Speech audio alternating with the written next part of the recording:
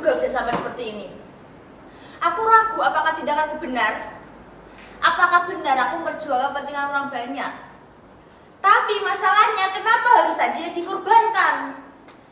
Aku sama sekali tak punya niat untuk menjerumuskan orang ke dalam bencana. Tapi kabar tentang Pak Kades yang baru saja aku dengar tadi bisa jadi salah satu puncak keberhasilanku. Salah satu bukti dari apa yang selama ini ku yakini. Semuanya bermula dari sebuah tugas Budarmi guru bahasa Indonesia. Oke, anak-anakku yang cantik-cantik dan ganteng-ganteng, sebelum mengakhiri kelas ini ada tugas untuk di minggu depan. Nah, coba kalian membuat sebuah karangan yang menceritakan tentang hal-hal menarik di sekitar kalian masing-masing. Hal-hal menarik itu boleh apa saja, terserah kalian, sekreatif kalian. Tentang keaslian alam desa, tentang warga berprestasi, tentang tempat-tempat bersejarah, boleh juga tentang orang tua kalian sendiri. Lalu aku menulis sebuah karangan tentang sampah plastik di desaku. Aku sering membaca artikel yang membahas tentang masalah ini, dan kulihat sampah plastik juga menjadi masalah di desaku. Banyak warga yang punya kebiasaan buruk membuang sampah sembarangan. Sampah-sampah jadi bertebaran di mana-mana. Ada sih segelintir warga yang punya kesadaran membakar sampah plastik, tapi itu pun bukan tindakan yang benar. Apalagi udara Indonesia terkotor sedunia. Pemdes pun tak mau turun tangan menangani masalah ini. Nyaris tak ada tempat pembuangan sampah sementara di desa ini. Aku menulisnya dengan cermat dan lengkap, ditambah kutipan wawancara dengan beberapa warga desa. Budarmi suka sekali dengan karanganku. Beberapa hari kemudian iseng aku kirim karanganku ke sebuah portal kabar warga online.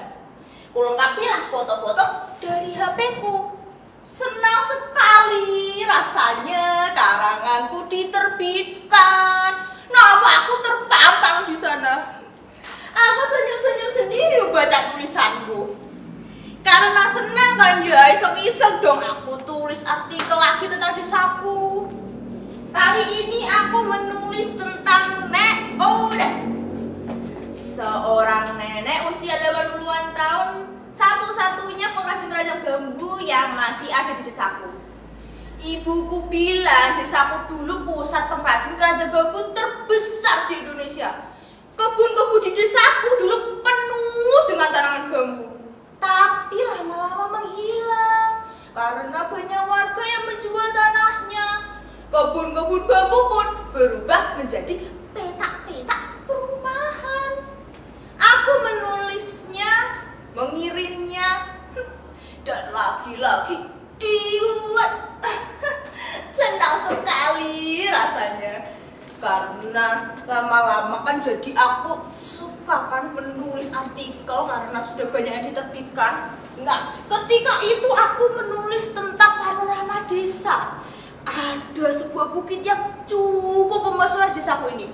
Masih hijau, luput dari rambahan perumahan warga.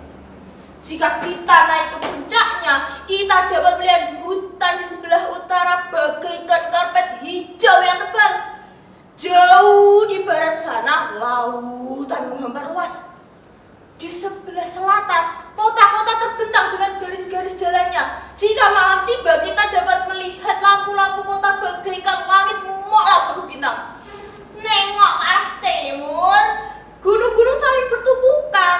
Pagi-pagi kita bisa melihat matahari menyembul di sela-sela tumpukan gunung itu. Aku menulisnya dengan bahasa indah, mengirimnya, dan dimuat lagi pastinya. Dan epicnya gara-gara artikel yang aku tulis itu, banyak orang yang datang mengunjungi bukit. Mereka menyebar foto-foto di medsos dan makin banyak lagi orang yang datang mengunjungi bukit. Bukit itu seketika menjadi viral dalam skala lokal. Aku jadi suka menulis artikel tentang desaku lalu mengirimnya ke berbagai portal berita dan media online. Sudah banyak sekali karyaku yang diterbitkan pastinya. Dan sejak saat itu aku punya cita-cita menjadi seorang wartawan. Ya, seorang juru warta yang tugasnya bukan saja menyebar berita yang benar, tapi juga membela kepentingan-kepentingan warga yang seringkali dilalaikan oleh banyak pihak, terutama oleh pemerintah. Bukan hanya bercita-cita menjadi seorang wartawan, bahkan sejak saat itu aku menamai diriku warta, yang artinya kabar atau berita. Padahal namaku sebenarnya Rita. Aku juga jadi gemar membaca koran dan majalah serius yang biasanya menjadi bacaan orang dewasa. Aku paling suka berita tentang investigasi. Berita yang mengungkap hal-hal rahasia di balik suatu peristiwa. Aku bayangkan wartawan investigasi kerjanya seperti seorang detektif. Intai sana, lalu mencatat hal-hal rahasia yang ditemukan. Intip sini, catat lagi, ke sana, catat, ke sini, catat, tak lupa, cekrek. Lalu secara diam-diam mewawancarai tokoh yang tak mau disebutkan namanya. Kami jamin Bapak aman, kami akan merahasiakan identitas Bapak. Wah, aku membayangkan pekerjaan itu adalah pekerjaan yang sangat seru. Seorang wartawan tapi punya juru seperti detektif Conan. Gara-gara demen dengan berita investigasi, aku jadi sering menelusuri cerita-cerita rahasia di balik suatu peristiwa. Aku candu menyingkap hal-hal yang selama ini tak terungkap. Kadang jadi curiga juga dengan banyak hal di sekelilingku. Maka bahaya tak? Itu pula yang jadi kejengkelanku tadi berawal dari sebuah artikel tentang bukit yang menjadi viral. Aku melibatkan diriku dalam sebuah investigasi. Karena banyak orang yang datang mengunjungi bukit, beberapa warga mulailah mendirikan warung-warung sederhana di sekitar bukit. Mereka mulai menikmati pemasukan dari wisata bukit. Ada pula pemasukan dari biaya parkir pengunjung. Aku senang karena telah berkontribusi dengan warga melalui artikel yang aku tulis. Lalu muncullah ide cemerlang dari kepala desa.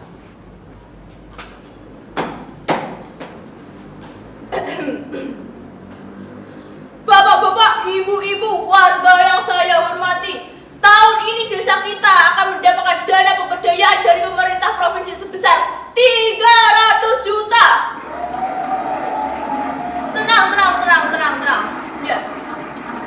Jadi seluruhnya dana itu akan digunakan membangun fasilitas di wisata bukit itu.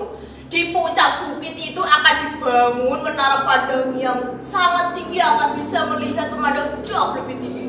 Beberapa gazebo, tempat-tempat duduk, toilet, dan jangan lupa wifi gratis.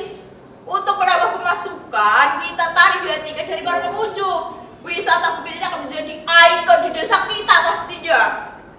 Wah, semua warga yang datang bersorak kegirangan. Mereka membayangkan desa mereka akan menjadi tempat wisata yang ramai, pemasukannya menggiurkan, dan ekonomi warga bergerak. Tapi masalahnya aku dan teman-teman Karang Taruna tidak setuju dengan ide Pak Kades. Kami tahu tentang dana pemberdayaan itu dan melalui Karang Taruna kami mengusulkan pemanfaatannya untuk membangun tempat pengolahan sampah desa. Menurutku dan beberapa teman, tempat pengolahan sampah jauh lebih urgent dibanding tempat wisata foto-foto yang hanya ramai karena viral. Walaupun viralnya bukit itu karena artikel yang aku tulis, tapi aku pun tak percaya wisata kayak gitu bertahan lama. Sudah banyak contohnya wisata hanya menawarkan panorama untuk berfoto, tutup, kemudian terbengkalai. Bahkan wisata bukit di desaku itu butuh waktu 5 bulan saja, sekarang sudah sepi pengunjung, mangkrak, dan kembali menjadi semak belukar. Kacau. Aku pun mulai gatal untuk melakukan sebuah investigasi. Karena aku melihat desa tetangga yang sama-sama mendapatkan dana sebesar 300 juta digunakan untuk membangun pusat pendidikan jika warga sederhana didaya gunakan dengan baik dan berkelanjutan baik-baik saja, aku mulailah menulis sebuah artikel tentang mangkraknya wisata bukit itu dengan sedikit jurus untuk memancing komentar para pembaca. Aku ingin membaca menilai apakah proyek semacam itu bisa menghabiskan dana sebesar itu. Dan teman-teman tahu bagaimana tanggapan para pembaca? Super duper luar biasa, hebat sekali. Akan aku bacakan beberapa komentar. Wisata Instagram emang gak bakal bertahan lama. Menarannya kayak kandang merpati. Bangun kayak gitu mah duit 100 juta udah susu banyak. Wah, duitnya kebanyakan masuk kantong tuh. Usut saja. Pak Gubernur, coba cek laporan pengeluaran dananya. Dan masih banyak lagi komentar yang menganggap bahwa proyek semacam itu tak pantas menghabiskan dana sebesar 300 juta. Kabar itu pun sempat bikin heboh sehingga wartawan mulailah mengunjungi bukit dan menulis laporan temuan mereka. Kasak kusuk tentang Pak Kades korupsi pun mulai ramai terdengar, terutama di kalangan warga desa. Tapi masalahnya tidak ada satupun warga yang tahu bahwa akulah juru warta pertama yang mengungkap masalah itu ke publik. Mereka tak tahu bahwa nama Warta itu adalah namaku. Kehebohan itu terjadi 3 bulan yang lalu.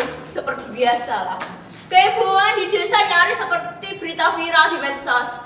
Ramai, kencang, jadi gibahan sana sini. Hanya beberapa hari saja kemudian hilang ditelan bumi.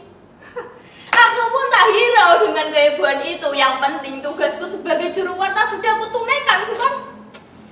Tapi setelah kehebohan itu mereda, puncaknya terjadi barusan tadi. Aku mendengar dari tetangga depan rumah kalau Pak Kades ditangkap di kantornya oleh petugas kejaksaan atas tuduhan penyalahgunaan dana pemberdayaan dari pemerintah provinsi.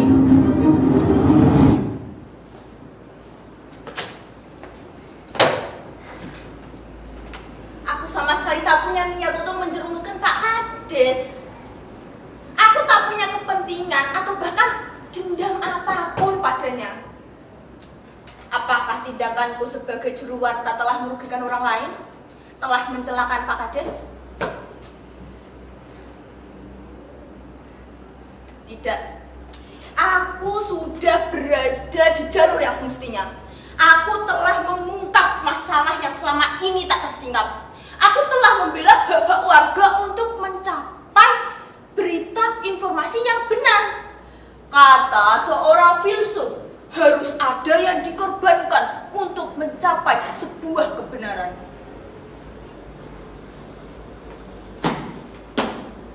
Aku teguh untuk menjadi seorang wartawan, juru warta.